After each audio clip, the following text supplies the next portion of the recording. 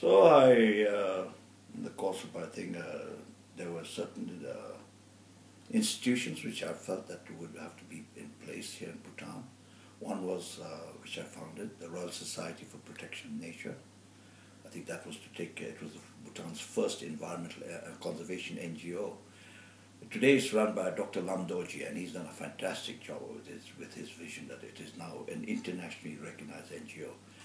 And the other thing that I wanted was the Bhutan Trust Fund. You know, there would have to be donor fatigue at some stage on conservation and all these different issues. And it has come very soon. And when this donor fatigue would come, I said we would have to have funds in reserve which would then support and, sustain the environmental and conservation program that we had started in Bhutan. Otherwise, you know, I've seen conservation programs go on, and when there's donor fatigue and the donor kisses us goodbye and we go to the government has no money. Many governments, this is not only Bhutan, but governments all over the world, they don't have money for nature because their money has to go for human development, education, health, schools, hospitals, roads, and all the other things, anything but nature. And I said that we ought to have a trust fund, $200 million minimum to support. Because why? Somebody said, oh, you're mad, you're asking for so much money. I said, what, 200 million is nothing to what with the work that has to be done. 200 million, you can't even buy a fighter aircraft, which the American Air Force has, you know, one of the top things. And that only has a lifespan from God. What we have, and we're custodians of, is something of a legacy of God. And is what God made cheaper than one aircraft? And we have to look after it and the pressures of poverty and all the human greed and everything coming there to get rid of it and to destroy it.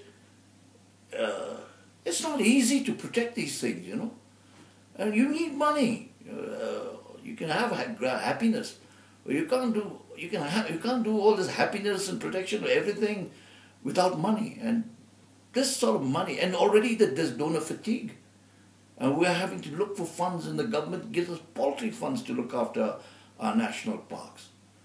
And I think somewhere along the line, some global community, somewhere along the line, I don't know how, I don't care how, and definitely not take loans like the World Bank wants us to. I'm terribly anti the World Bank where that is concerned. It's disgraceful that they should go around asking countries to take loans to conserve tigers or protect tigers, protect this. The global community must step forward and help countries like Bhutan to live up to our commitments. Because we're not protecting it for ourselves alone. We're protecting it for you. You know, you are important. And if you feel it's so important, then you've got to help us. And we can't do it without you. That is also very clear. We cannot do it without you.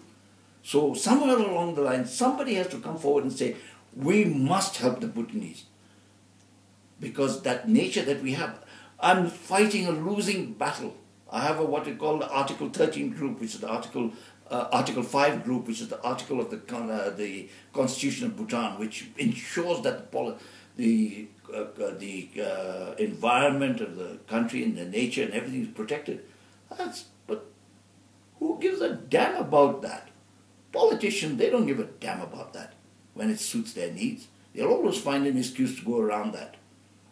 So we need help to make sure that politicians do not go around with that. And that is, we have to pay. We have to pay to protect our natural parks and reserves. And so it's not an easy task. And yeah, there are passionate people in Bhutan, but they are not in positions of power. They are doing their work. They're doing their fair share of work in protecting Bhutan's natural environment. And they're excellent people, and the Bhutanese who are coming of age. Our people are being educated in America and all that. They come back to do the thing. So, that's all I'll say again. We need your help.